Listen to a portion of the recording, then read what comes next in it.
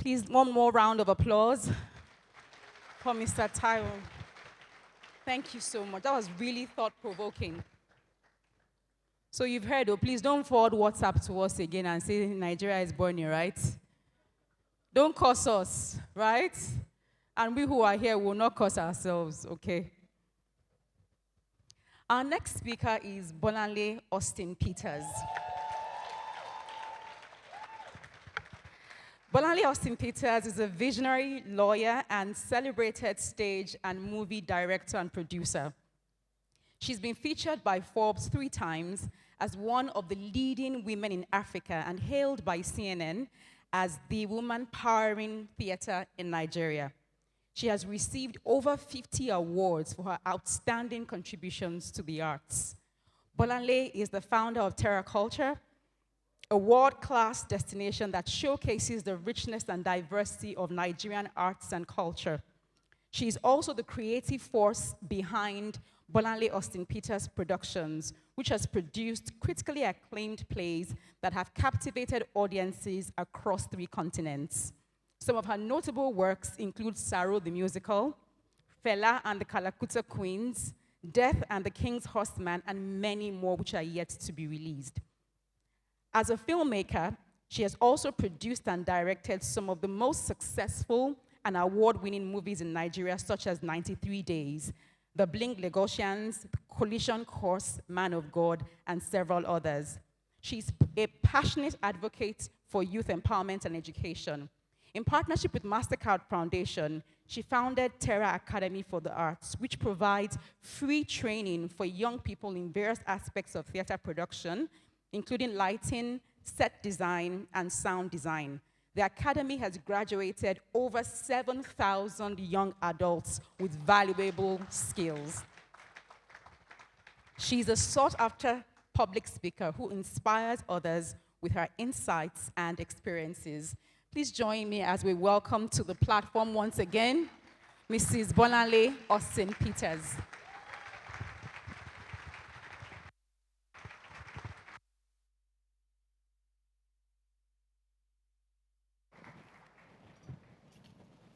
Thank you very much.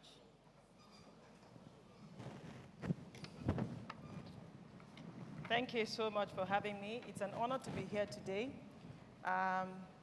Pastor Poju, thank you for always inviting me. This is the 4th time, I think, of being here. Like Vusi said, hopefully I'll be able to live up to the expectations. Mrs. Sonia Yomade, thank you so much.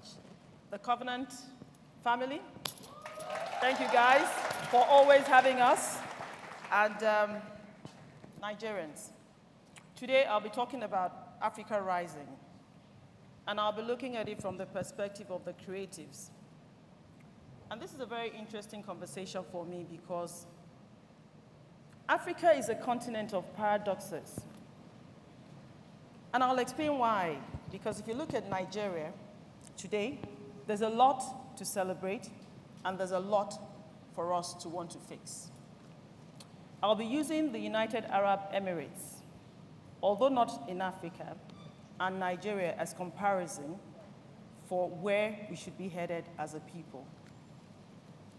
You know, recently, as a fellow of MIT, I got the opportunity to go on a leadership course that took me to different countries around the world. And in the course of that journey, we started understanding why certain ecosystems work and some work. During that journey, we went to the Grand Mosque in Abu Dhabi. And to my surprise, I was told that prayers are being said 365 days of the year, 7 days a week, for the founder of the United Arab Emirates, His Excellency Sheikh Sultan Abneyyan. And it will appear shocking to you and I that why are people praying for somebody 7 days a week, 365 days of the year? But for those who understand that in less than 60 years, this man has been able to transform the destiny of his people and a nation from being a rural, backward, country to become an advanced economy, a business destination, and a tourist haven. And we all try to get to Dubai every time for a holiday. In our eyes, this country was developed the same time, round about the same time Nigeria got its independence. So the question is, how did they do it? And why are we not able to do it in Africa, especially Nigeria? And the more I thought about it, some people have alluded to it today, from education to vision to choice. Bottom line is vision. These people have a vision for their countries. It happened in Singapore, it's happening in Rwanda, and it's happened, like we said, in the UAE. What is the vision? Mr. Edeli mentioned it earlier. What is Nigeria's vision? As I traveled around UAE, I found that quotation on the wall. And this is what their vision is. He had expressed it also earlier, Mr. Edeli, that Nigeria has a lot of visions. We've heard Vision 2020, Vision this, Vision that. But in reality, can we articulate our vision as a people? Most of us can't. We don't even know what we stand for as a people. So on this board, it's clearly written what their vision is for their country. It says, we are building a new reality for our people, a new future for our children, and a new model of development. Today, this vision has become a reality. If you look at the Emiratis, they're educated, they're proud, they're living in wealth, they have confidence, they've invested in education, their infrastructure is second to none. They have created a new model of development for their people. And the truth is, the Bible tells us, even without vision, nobody really will stand. So, in addition to realizing the vision is critical, the MIT looked at certain factors that make countries succeed or thrive. And those 5 factors, some of them have been mentioned today, but I'll focus on 3. Government is critical, universities are critical, entrepreneurs are critical, risk capital is critical, and also corporates are critical. Everybody needs to come together to forge the destiny of a nation. It's not just one person that will do it. So if we look at government, we all know that government is the foundation of development in any country. And really, the role of government is to provide peace and security and to give us an enabling environment that we all can thrive in. So what did they do in the UAE? They focused. They focused on getting government right. They decided that government must become like private sector. Government in the UAE today has become so effective that it operates even better than the private sector today. If we look around us in Nigeria today, how effective is governance in Nigeria?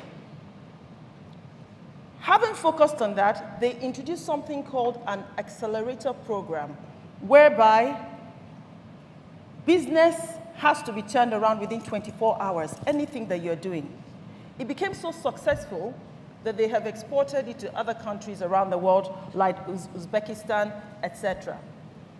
So having fixed governance, we cannot make progress if government is not fixed, no matter what we say. Government has to be efficient and effective to give us the environment that we all need to succeed in. They now readdressed their economy as a people. If we all know what the UAE stands for, we know that they're about oil wealth. But this wasn't enough for them. They looked around the world and asked themselves a question. The biggest corporations today in the world are all based on knowledge and innovation. So they changed their strategy. they have become focused now on innovation and knowledge acquisition. The UAE is no longer an oil-focused country. They are focused on innovation and knowledge acquisition. They have developed a mantra that says that if the future belongs to those who can imagine it, design it, and execute it. So the future is no longer about what you have in the ground or what Nigeria has as natural resources. It is about what our imagination can give to us as a people and our ability to implement that, to design it, and to bring it to fruition. And that is what is driving the rest of the world today. To back this up, they created a fund. 1% of all government revenue goes to support public innovation, which means that if you have an idea, they will support you with space, they will support you with funding, and you are allowed to thrive. I visited so many innovations, tech hubs, SMEs, so many incredible innovations being developed in this country because they have moved past the realm of we've discovered oil. They're in the realm of what are you thinking in your head and how are you able to make that a reality? That is where the rest of the world is. So today, if UAE can move away from oil wealth, what are we doing as Nigeria? The last presentation that I had here a couple of years ago, I had talked about the potential of the creative industry to transform Nigeria's wealth economy. And in less than 5 years, the reality before us is that it is technology, creativity, and the arts that is putting Nigeria on the global stage. Please correct me if I'm wrong. It is our technology, our youth, in technology, in arts, in every form of creativity that is selling the Nigerian brand today. Let's take an example of Rema. I'm sure we all know Rema, the artist who sang Baby Calm Down. He single-handedly has become Nigeria's biggest brand ambassador. This summer, from Tel Aviv to Prague to Mumbai, everybody was singing his song in Nigerian pidgin and dancing to the lyrics of his song. Talk about selling Nigeria. In fact, I remember 13 years ago, I had a party and I invited Mo Hits crew. I'm sure some of you know them. They came with 4 artists, Wizkid, Ice Prince, and there's another one of them, Wande Cole, and one more person. Guess how much I paid 13 years ago?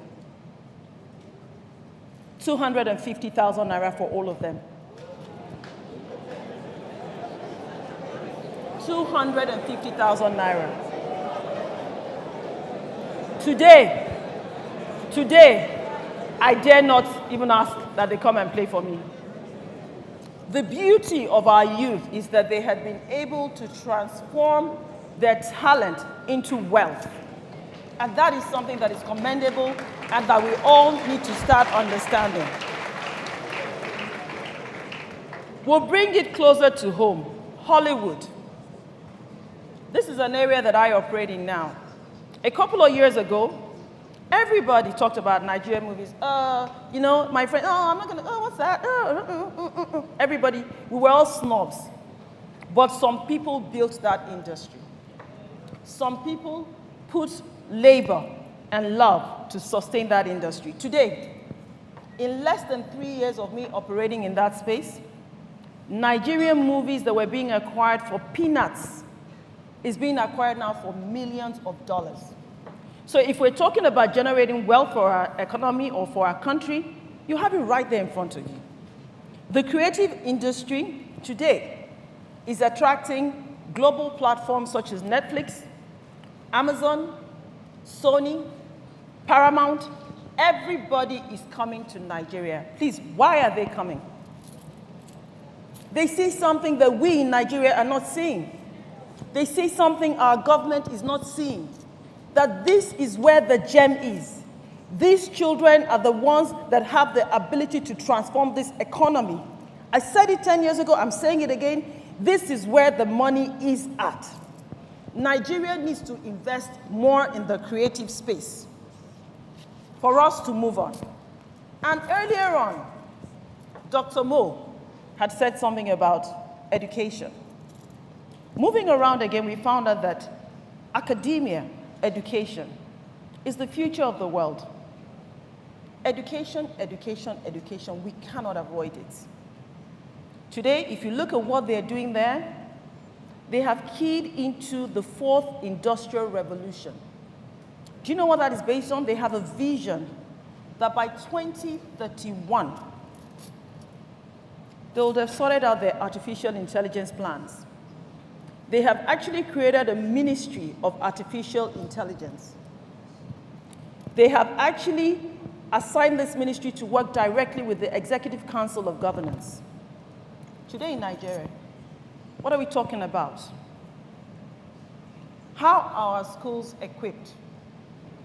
Our children today, a lot are fleeing. The gentleman mentioned it earlier, Japa. Why? Because of the quality of the education that some of them are seeking to have, not because they want to leave Nigeria. Some of us, sadly, we know that our children have left this country and have become Nigerian Americans, Nigerian British, and whatever permutation we want to give it. The sad reality is that some of us, our grandchildren, are never going to come back. That is the legacy that we're bequeathing to our children. They're forced to leave this country, not because they choose to, but in search of better life and better education. How conscionable is that? So as a people, we have to understand that education is the only way forward. Government has to budget and fund our institutions, and it's mostly the public institutions. A lot of people that I know, we all went to public schools. Today, I visited universities in Nigeria, and I wept looking at the conditions under which our children are being educated. Paradoxically, because I told you that Africa is a story of paradoxes, in spite of all the dwindling standards that we talk about, some private universities are doing great work. If we look at the Covenant University in the area of technology, if you look at Abuad Afe Babalola University, my father's university, they're doing great work in the area of medicine and law. So, ladies and gentlemen, just imagine. Imagine if only we could invest a little bit more. If people are coming to Nigeria today, the UK took 13,609 health workers from Nigeria in 1 year. Imagine if we provided them with the right infrastructure to live and to practice their trade. Nigeria will be the better for it. In fact, if you look at what is going on in our talent space, the Western countries have developed something called global talent visas. What is this about? Young Nigerians, if we don't appreciate their talent, they appreciate it. So they're giving them visas to go to London, to go to America, visa-free, because they see what we are not seeing. Our children are the ones that will go and build their industries for them, and we educated them in Nigeria. So our vision must be to create a new future for our children, so that our children will not leave Nigeria if they do not want to leave Nigeria, and they can fulfill their dreams whilst they are here in this nation. In the creative sector, we are doing a lot with Terra Academy for the Arts, and this is funded by MasterCard Foundation. Today, we have trained 13,000 young people. 13,000. Out of these 13,000 young people that have been trained, only 2,000 have found work. Only 2,000. What do we think is going to happen to the remaining 11,000? They will jackpot. Simple. Because they can't continue to live like this. In ensuring that their vision comes to fruition in the UAE, something they also did was they focused on entrepreneurs. And I'm an entrepreneur, and so many SMEs in Nigeria also. We are the bedrock of this society. We're the ones that are creating the jobs. Government cannot create all the work we need in Nigeria. The Fortune 500 companies cannot create the jobs. We are the bedrock of the economics of this country. But if you look at what is happening today in Nigeria, I was speaking to the good Mr. Oyedele earlier as well. It is painful to be an entrepreneur. It hurts. Sometimes I ask myself, why am I doing it? Taxation. We're given multiple taxation. We were counting the number of taxation we are taxed in terriculture, at least 15 different taxes. For what? What are we making? Infrastructure deficit. We're in charge of electricity. I'm a mini local government. I do my own electricity, my own water. The roads to terriculture is not fixed. You're the one in charge of your security. Potholes all over the place. So the question is, I'm willing to pay tax, but let us see what the tax is being used for heaven's sakes.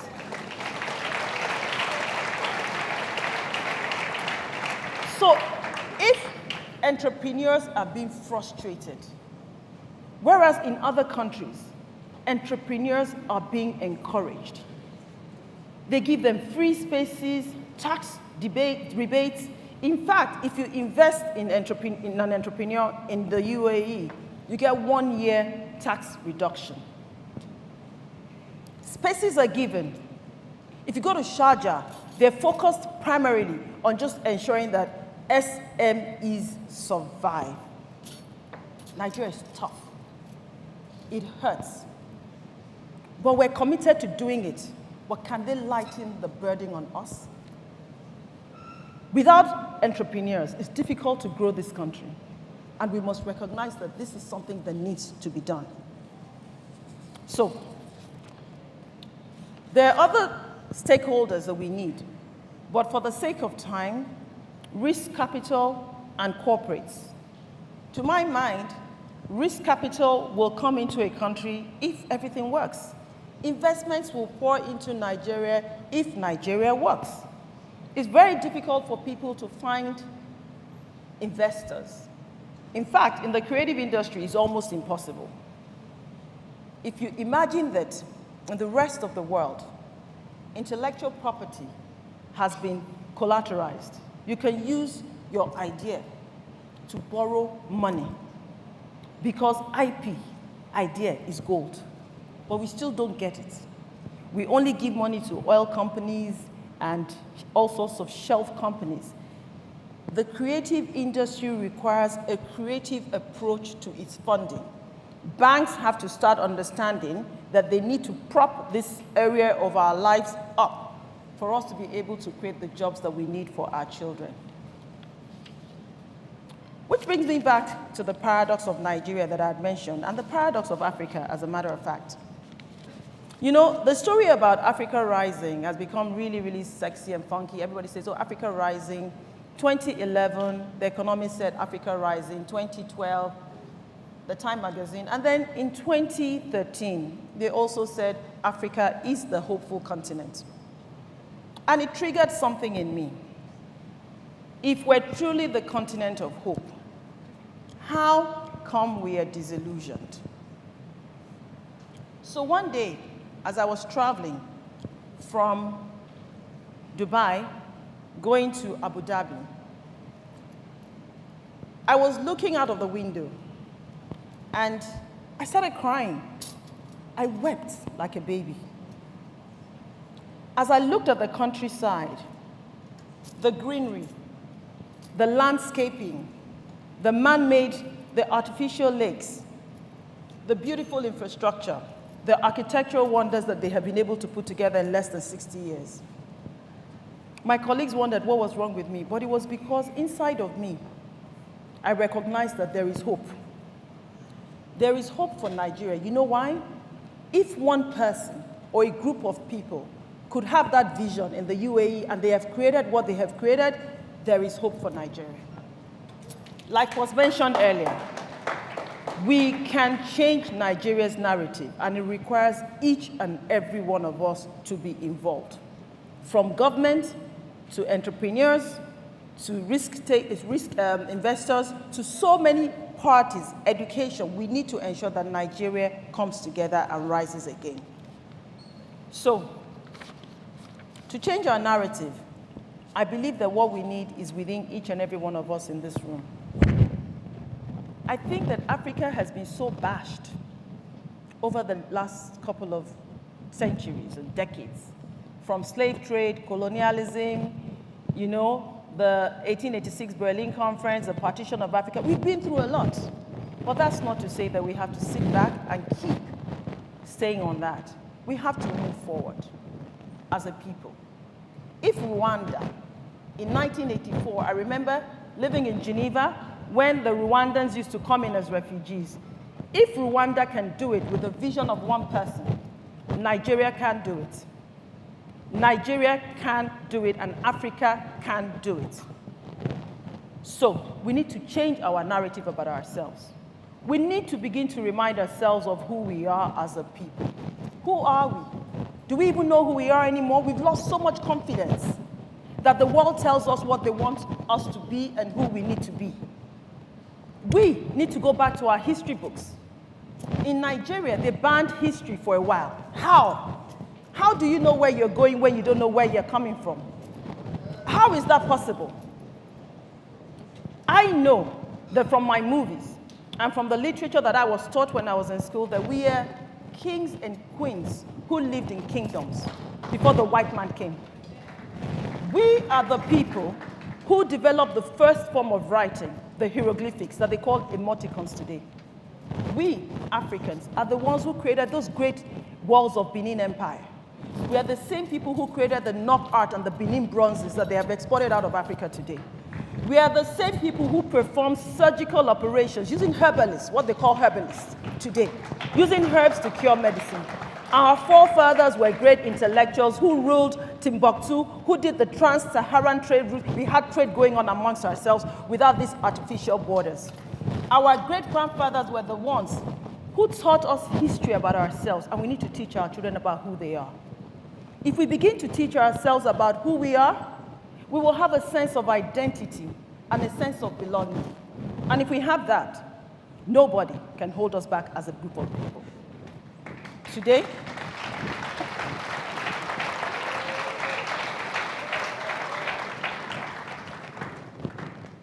inadvertently, the creative industry is doing this for us. And I say this because if you look at what our movies and our music is doing now, everybody's watching Nigerian movies. When you travel, go to the Caribbean. Go to any parts of the world today where there are black people. Everybody's watching. What are we doing? We're creating a cultural awakening that we have come, and we have come to own our space. Our music is being sung all over the world. Go anywhere in the world today, Nigerian music is dominant. So if I look at what the UN projects, that by 2070, Africa will become the most populous nation on the face of the earth, it means good news to me, of course, if we're educated.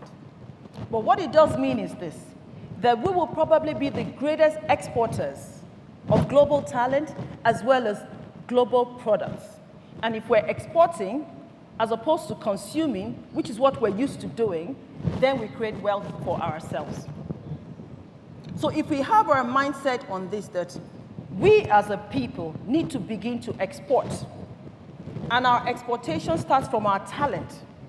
After all, if they're coming in every day to pick up talent from here, it means then that we're a bunch of talented people. And we have to constantly remind ourselves of that fact. But we need to decide. Somebody called it choice. I call it decision making. As a group of people, we need to decide who and what we want to become as a group. At 32, 20-something years ago, I decided to found TerraCulture. When I started TerraCulture, my vision was to celebrate Nigerian artists and to create a haven for art practitioners. Today, because of that simple decision, many lives, actors, dancers, musicians, superstars that you know today, they started their careers from TerraCulture because I was bold to follow my dream. We're seated in this room today because of one man's vision. One man decided that every year we're going to have a conversation about Africa and Nigeria. Look at where it has taken all of us to. Look at knowledge being conversed and ideas being shared because of one man's vision.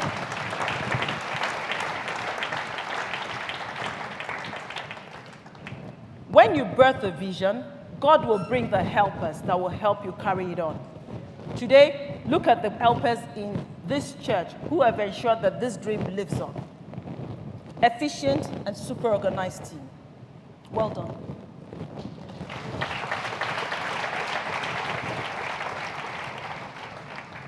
The truth of the matter is Nigeria needs a vision, but it's not only about having a vision. It's about articulating that vision, executing that vision, and monitoring the vision to fruition. Because somebody didn't just write that on the wall. Every day you go around that city, you know that somebody is changing the narrative of their children. Somebody is changing the narrative of their people. And somebody, very carefully, is creating a new model of development for its people. It is clear to see. But more important is that Nigeria needs all of us. The vision actually comes from the people. You only nurture what you help create. That is life. If you're not part of the creation of something, you will not nurture it. Maybe that's why we are where we are. Maybe because of these artificial lines that were drawn, we don't see ourselves as one. But we have to change. We can't continue like this. In Rwanda, they're just one nation, under one country now. Nigeria has to become one, whether you're Yoruba, Igbo, or Hausa, and have a common identity, forge a vision that would work for each and every one of us as a people.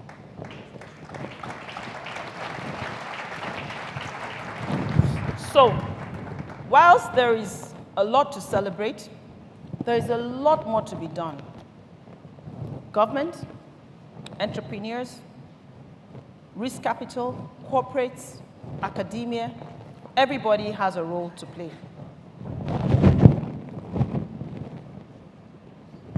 Whilst Nigeria is sorting out itself and Africa, I have a question to each and every one of us in this room. What is your vision for yourself? Really, do you have a vision? Do you have a plan? Because a lot of us, at times, Nigeria hits us so hard that we don't even learn to plan. We just go out and let Nigeria happen. You have to have a vision, a plan for yourself on a daily basis. When you step out of your house, ask yourself, what am I going to achieve? In fact, in 2020, I had a vision. And what was that vision? COVID was hard hitting on the creative sector, because we're very, communal space. And things were really down for us. And I called my team. I said, we have to change our narrative, and we have to change our revenue stream as an institution. With that singular vision and action, I said we need to start exporting our products. What do I sell? Movies, plays. Because of that one decision. Today, our movies are on Netflix, on Amazon. I have originals with Netflix. I am doing things that, imagine if I just did not think about that vision. We've taken our place to Dubai, to Egypt, to South Africa, to London. These are things that would not exist if I did not have that vision. So the question I have for each and every one of us in this room is easy to listen to lectures. You need to go away with a thought. What is your vision for yourself? And what is your vision within the Nigerian context? For as long as we all do not buy into this vision, I'm afraid it's going to take us a long time. But I believe that there is hope for Nigeria because we have no other country. This is our home. Even if we have other passports, this is home. And may it be well with Nigeria. Thank you, everybody. Thank you for having me.